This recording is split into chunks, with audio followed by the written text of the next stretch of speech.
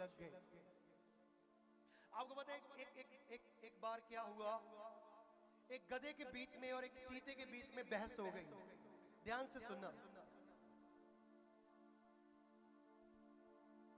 गधा चीते को कहने लगा आसमान जो है, समझ पा रहे, वो लाल है, वो रेड कलर का है। चीता कहने लगा नहीं, वो ब्लू है, वो नीला आसमान है। कहता नहीं, गधा कहता नहीं, ये लाल है। चीता कहता नहीं नहीं नहीं, समझ पा रहे हो, ये ब्लू है। तो वो दोनों के बीच में लड़ाई जारी बढ़ गई। उसने कहा ठीक है, हम जंगल का जो राजा शेर है ना, हम उसके पास जाते हैं। उसने शेर को जाकर कहा हमारे बीच में जो मूर्ख होगा, समझ पा रहे, उसको तू मार देना। ध्यान से सुनना। उसने कहा लड़ाई किस बात की है, क्या हुआ है? उसने कहा ये गधा बोली जा रहा है कि आसमान लाल कलर का है, मैं इसे कह रहा हूं कि ये स्काई ब्लू है। कितने समझ पा रहे हो? उसने कहा ओके चीते तू मरेगा।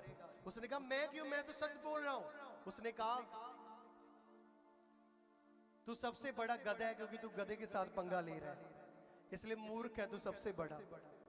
कितने इस बात को समझ पा रहे हो? बोलो हालेलुया। समझने वाले समझ चुके हैं।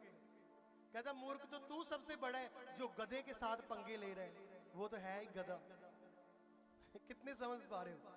तो ऐसे गधे आते हैं आपके जीवन में, आपको डिस्ट्रैक्ट करने के लिए, आपको पीछे करने के लिए, आपको सेवा से पीछे करने के लिए, आपको प्रभु के राज्य से दूर करने के लिए, आपके संडे छुट्टियां करवाने के लिए कि आज हम मैरिज पर चलते हैं, प्रभु माफ करने वाला, प्रभु तूने वचन के बीच में नहीं पड़ा। वो अपने तरीके के साथ वचनों को तोड़ते और मरोड़ते हैं। कितनी इस बात को समझ पा रहे? बोलो हालेलुया।